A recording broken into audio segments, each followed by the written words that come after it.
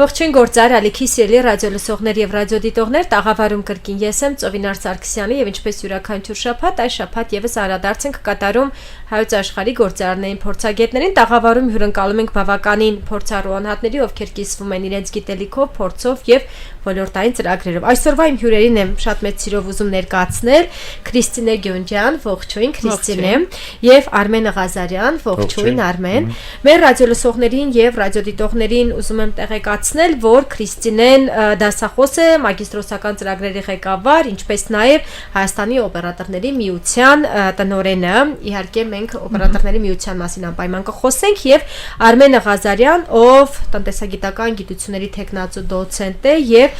Հայաստանի պետական տնտեսագիտական համալսարանում տեղեկատվական համակարգերի եւ տեղեկատվական տեխնոլոգիաների բիզնեսի ամբիոնի վարիչն է։ Շատ ուրախ եմ ձեզ հյուրընկալել մեր տաղավարում եւ ուզում եմ մեր ռադիոլսողներին եւ ռադիոդիտողներին տեղեկացնել, որ այսօր բավականին հետաքրքիր կրթական ծրագրի մասին ենք խոսելու, որը որ Հայաստանի օպերատորների միության եւ Հայաստանի պետական տնտեսագիտական համալսարանի համատեղ այսպես ծրագիրն է, բայց մինչեւ այդ թեմաներին անցնելը Քրիստինե մի փոքր ձեր կրթական հենքը կներկայացնեք ու նաեւ ոնց եք եկել այս ոլորտ։ Շնորհակալություն Ծովինար ջան հրավերի համար, շատ ուրախ եմ գտնվել այս տաղավարում։ Շատ վաղուց արդեն դասավանդում եմ, մոտ 20 տարվա դասավանդման փորձ ունեմ եւ այս պահին հիմնականում դասավանդում եմ Հայաստանի պետական տնտեսագիտական համալսարանում, որովհետեւ այս մագիստրոսական կրթական ծրագրի հիմքն էլ կարծես թե համատեղ ենք դրել եւ կարծես մեր երեխան լինի, որին մեծացրել ենք, հասցրել ենք ու արդեն դարձել է 5 տարեկան։ Ես ինքս օտարլեզուների մասնագետ եմ, ավարտել եմ նաեւ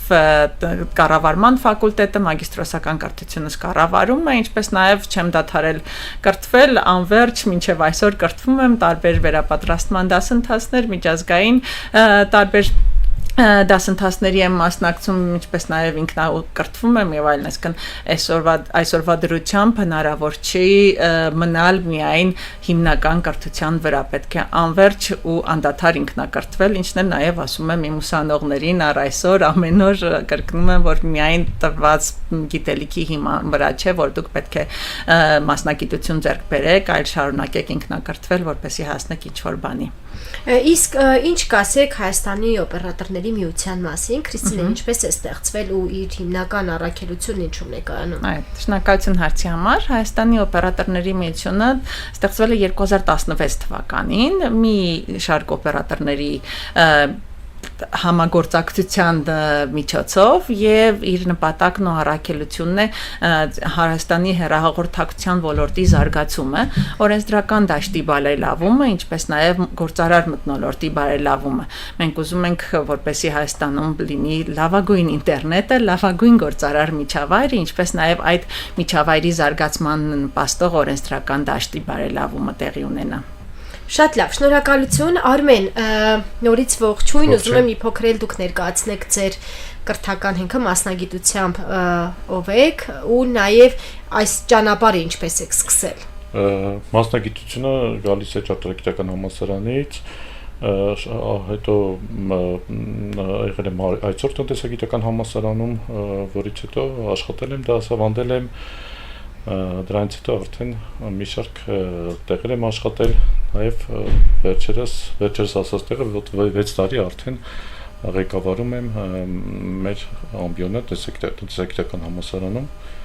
Այդքան եմ, ինչ որ այլ հարցեր կան մասնակցության հետ կապված։ Տեսեք, հաջորդ կարևոր հարցը իրականում Հայաստանի պետական տնտեսագիտական համալսարանի տեղեկատվական տեխնոլոգիաների ամբիոնի եւ նաեւ Հայաստանի օպերատորների միության համագործակցության մասին է։ Իրականում ինքս միշտ նշում եմ, շատ ողջունելի է, երբ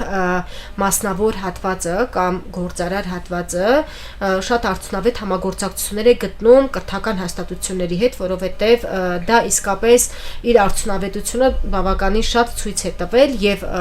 կադրերի վերապատրաստման եւ կրթական ծրագրերի արդիականացման տեսանկյունից ինչպես է համագործակցությունը սկսվել։ նախ ինչպես եք գտել այդ բացը, որ կա դրա անհրաժեշտությունը եւ ոնց է սկսվել համագործակցությունը։ Ես պատմեմ նախնական, որտեղ հենց հիմքում եղել եմ,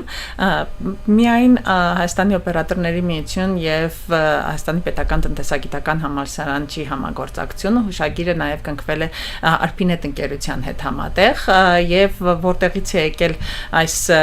համագործակցությունը, երբ Արփինետ ընկերության տնօրենը հրավիրված էր մասնակցելու մագիստրոսական թեզերի պաշտպանությանը որպես մասնավոր հատվածի մասնագետ եւ այդտեղից քննարկումների արդյունքում եղել է այն գաղափարը, որ պետք է համագործակցություն սկսել, քանի որ այդ բացը կա, երբ մասնավոր հատվածը չի մասնակցում կրթական process-ին, մասնագետների ստեղծման, զարգացմանը, ապա ինչ որ բաց է մնում, որովհետեւ բուհական կրթությունը այսօր ինքնին չի կարող տալ այն, ինչ կտա մասնավոր հատվածի հետ համագործակցությունը, որովհետեւ կարևորելով բուհական կրթությունը մեր մասնագետներին, նաև շատ կարևորում ենք, որպեսզի այդ լինի այն կապը երկու մասնավոր հատվածի միջև, որ ովքեր իրենց խնդիրները կբերեն բուհին եւ կասեն, որ մենք ունենք այս խնդիրները եւ մեզ պետք են այս խնդիրները լուծող մասնագետներ, քանի որ շատ արագ է զարգանում IT ոլորտը եւ այն մասնագետները, որոնք շատ պահանջված էին 5 տարի առաջ, արդեն պահանջված չեն, բոլորս ենք դա հասկանում եւ այդ կապը շատ կարեւոր է, որպեսզի մասնավոր հատված ասի ինչ մասնագետներ են իրենց պետք եւ նաեւ օգնի նպաստի, որպեսզի տվյալ մասնագետները կրթվեն բուհում։ Ինչն էլ այս հուշագրի սահմաններում մենք սահմանեցինք, որ կարողանանք համատեղ ուժերով փորձել ստեղծել այնպիսի կրթական ծրագիր, որը կլրացնի այդ բացը եւ նաեւ ինչու՞ չէ կպատրաստի մասնագետներ, որոնք հետագայում կաշխատեն օպերատորների միության անդամ ընկերություններում։ Մենք նշեմ, որ ունենք այս պահի դրությամբ 35 անդամ ընկերություն, ոլորտի խոշոր 35-ին չեմ կարող նշել, բայց խոշոր ընկերություններից Ucom-ը, Viva ընկերությունը, Ovion, Arpinet-ը, Fnet-ը եւ iNet եւ այլն եւ շատ ու շատ ընկերություններ, 35 ընկերություններ ոչ միայն հեռահաղորդակցության ոլորտի, այլ նաեւ հարակից ոլորտի ընկերություններ, ովքեր ծառայություններ են մատուցում տելեկոմ ոլորտին եւ այլն, անդամակցում են մեզ ընկերության եւ մեր բոլոր քննարկումների ու նիստերի ժամանակ հնչել է այդ հարցը, որ մենք ունենք մասնագետների կարիք։ Քրիստինե ջան, դու դասավանդում ես բուհում, միգուցե ունես լավ ուսանողներ, ում կարող ենք վերցնել պրակտիկայի, որից հետո իրեն կպատրաստենք, որպեսզի աշխատի մեր մոտ։ Եվ որոշեցինք, որ ինչու՞ չէ, կարելի է հենց համագործակցության շրջանակում դա անել ու այդ պահանջները բերել բուհ ու բուհում արդեն այդ պահանջներին համապատասխան մասնագետներ վերցնել։ Ու մենք նաև օգնում ենք, որպեսզի մեր ուսանողները տեղավորվեն պրակտիկայի ու նաև աշխատանքի ու ունենք շատ հաջողված դեպքեր, ովքեր արդեն զբաղեցնում են բաժնի պետի պաշտոններ, վարչության պետի պաշտոններ եւ շատ գոհ են մեր օպերատորների միության անդամները, նաեւ մեր ուսանողներից։ Հրաշալի է։ Արմեն, կուզենամ մի փոքր ներկայացնեք մագիստրոսական ծրագրի մասին, այսինքն նախ ինքը որքանով է պահանջարկված, այսինքն որքանով ուսանողների կողմից հետաքրքրություն կա, այլ որ տեղեկատվական տեխնոլոգիաների մասնագիտության նկատմամբ կա, դա արդեն ոնց որ անքննելի է, բայց այս մագիստրոսական ծրագրի նկատմամբ որքան է հետաքրքրությունը եւ ինչ է ենթադրում, ինչ են սովորում ուսանողները։ Նախ ասեմ Հայաստանի պետական տնտեսագիտական համալսարանը 2020-21 թվականի ուսումնական 20 թվականից սկսած ձևավորվեցին նոր մագիստրոսական ծրագրեր, նոր ձևաչափով, նոր բովանդակությամբ, որոնք համատեղ իրականացվել են կազմակերպությունների հետ միասին։ Տեղեկատվական տեխնոլոգիաները մագիստրոսական կրթական ծրագիրը նպատակաուղղված է հիմնականում ժամանակակից բիզնեսի եւ կառավարման ոլորտում նորագույն տեղեկատվական տեխնոլոգիաների, գիտելիքների ունակությունների տիրապետմանը, այսինքն ակնկալվում է, որ ծրագրի շրջանավարտը տնտեսագիտության եւ կառավարման գիտելիքներից բացի նաեւ պետք է սովորի նորական տեխնոլոգիաներ, որը որ կարողանա կազմակերպության ներսում կիրառի արդեն։ Ասեմ, որ վերջին տասնամյակում անհրաժեշտությունը շատ ավելի է առաջացել այդ նոր մագիստրատուրայի հետ կապված, որտեղ վերջին տասնամյակում կազմակերպությունները իրենց աշխատանքները փորձում են թվայնացնել եւ այդ արդյունքում կազմակերպությունները իրենց ներուժով սկսում են մրցակցել իրար մեջ, որպես այդպեսի, այսինքն դրա մասնագետի կարիք շատ ավելի ցայտուն է զգացվում եւ նման մագիստրատուրան շատ պիտանի անհրաժեշտ է այսօրվա դրությամբ ունենք արդեն բավականին շատ շրջանավարտներ, ուսանողներ, որոնք սովորում են գոհունակությունը ուսանողների բավականին բարձր ունենք դասախոսների գնահատման կարգ, որտեղ որ գնահատում են ուսանողների դասախոսների, նաև ինչու՞ չէ գնահատում են մասնագիտությունը, գնահատում են նաև ընթացքը, մեր ամբողջ անընդհատ մենք իրենց հետ հետևում ենք, խոսում ենք ուսանողների հետ, փորձում ենք անընդհատ հասկանալ գոհ են, դժգոհ են, արդյոք կան ինչ-որ բաց տեղեր, որոնք որ կարող ենք լրացնել հաջորդ տարիների համար, բարելավել ծրագիրը, կրթական ծրագիրը նաև ասեմ անընդհատ բարեփոխվում է, այսինքն մենք միջազգային չափանիշներին համապատասխան ենք փորձում բարեփոխել, կատարում ենք, փորձում ենք մյուս բուհերը, այսինքն որոնք որ մրցակից բուհերը, միջազգային բուհեր կան, որոնք շատ բավականին բարձր ռեյտինգ են գրավում այլ համապատասխան տեղերում, դրանք փորձում ենք նայել համապատասխանացնել, թարմացնել ծրագրերը, առարկական ծրագրերը։ Իսկ ինչ են անցնում, Արմեն, կնշեք 1-2 առարկա, որոնք որ կամ ուղղություն, որոնք որ դասավանդվում են։ Մեզ մոտ հիմնականում, քանի որ երկու ոլորտ է գնում, տեղեկատվական տեխնոլոգիաներ եւ բիզնես, այսինքն երկու ոլորտ, որոնք որ իրար հետ փորձում ենք համատել, հիմնականում այդ առարկաներից ստացվել ենք նոր այսպիսի առարկաներ, ստարտափ նորարարություն, ինովացիոն տեխնոլոգիաներ, տեղեկատվական տեխնոլոգիաները բիզնեսի ոլորտում ենք հենց առանձին առարկա ունենք, թվային համակարգերի հետ կապված առանձին առարկա ունենք ՏՏ նախագծերի կառավարում առանձին առարկա ունենք, որոնք հենց այդ բիզնեսի ոլորտում անհրաժեշտ առարկաներ են, project management, product management առարկաներ, նաև ծրագրավորման առարկաներ ունենք, իհարկե web ծրագրավորում, Python ծրագրավորման առարկաներ ունենք։ Այստեղ կարևոր է որ շեշտենք, որ գալիս են տարբեր մասնագիտություններից մեզ մոտ ուսանողներ,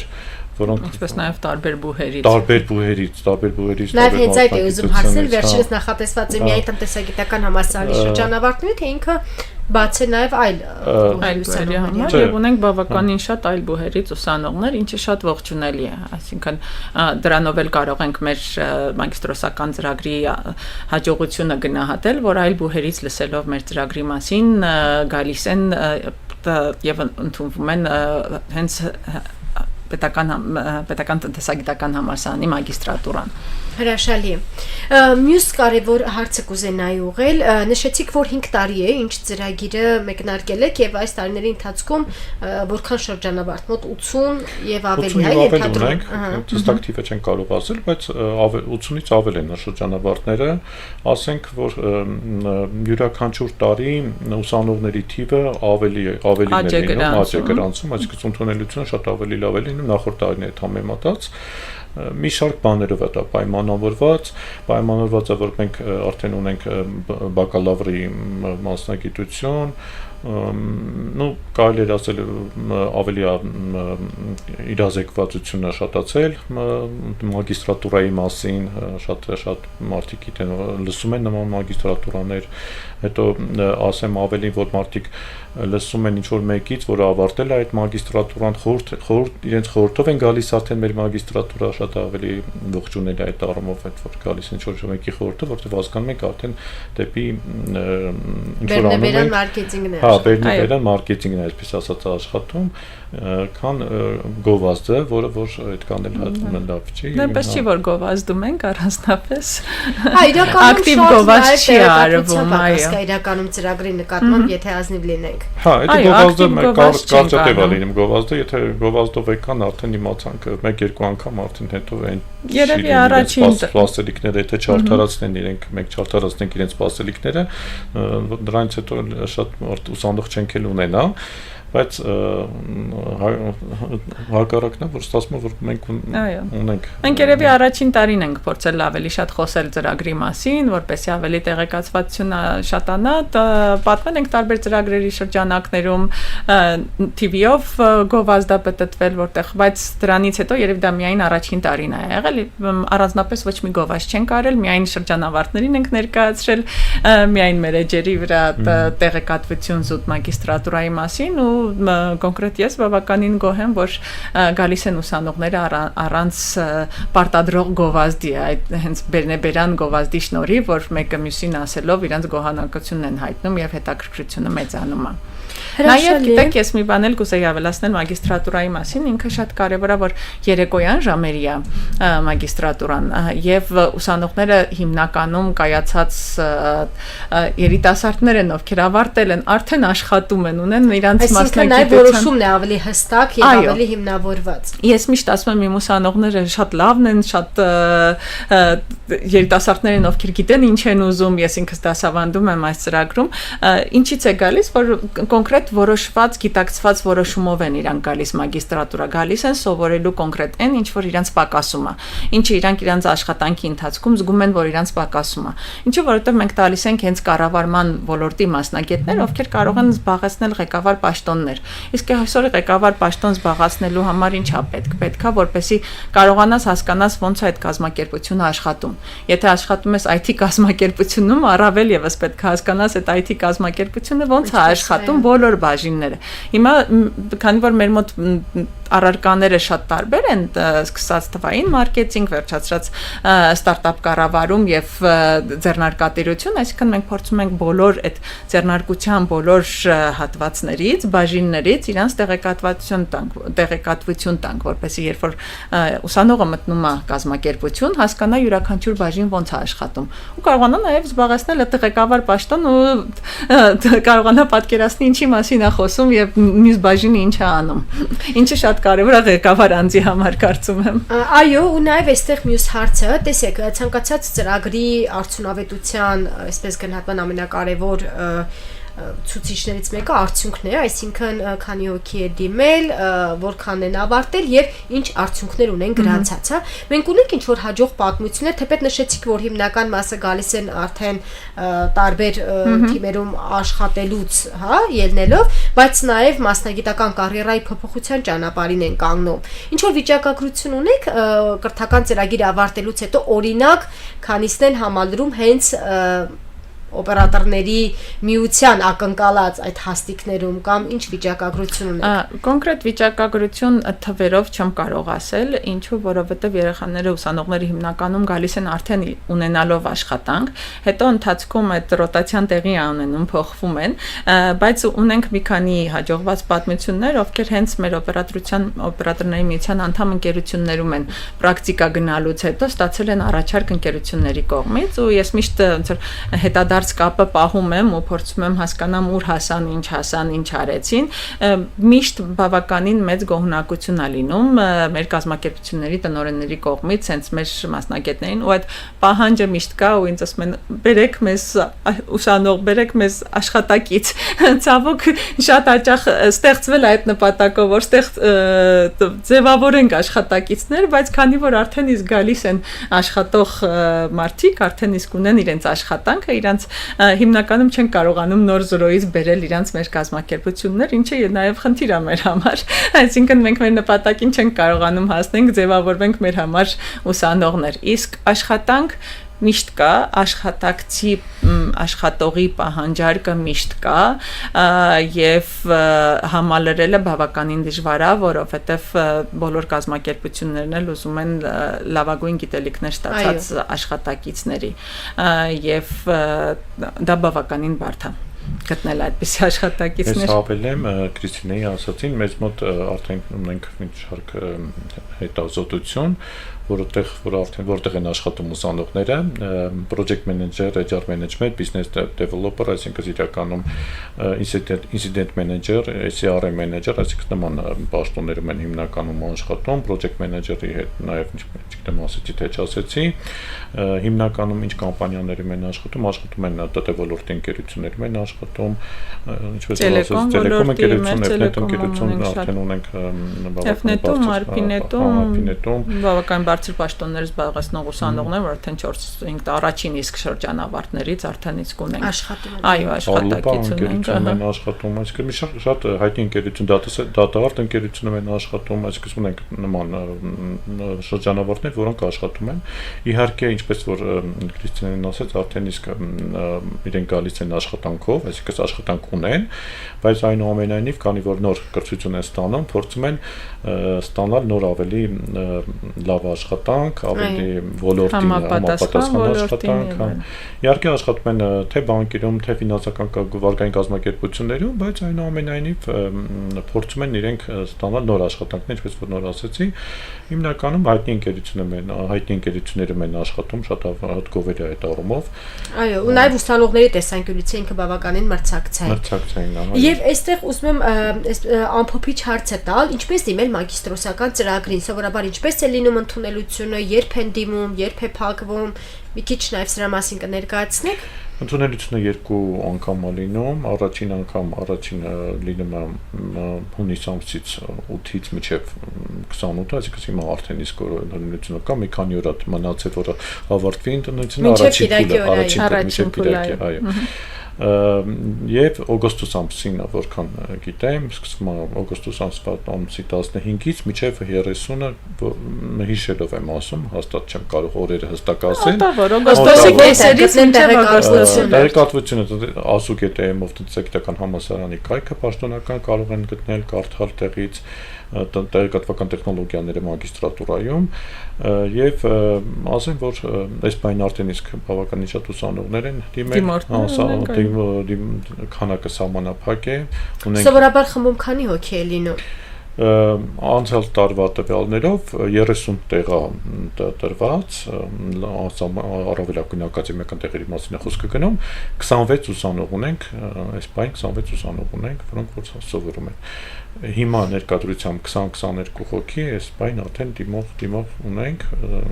հավանաբար դեռ երկրորդ փուլ կա, դեռ հələ ընդունելությունը չի ավարտվել, այսինքն այս բան կարող նաև ավելանալ դիմեն քանակը։ Դիմորդի որպես այդպեսի կարիք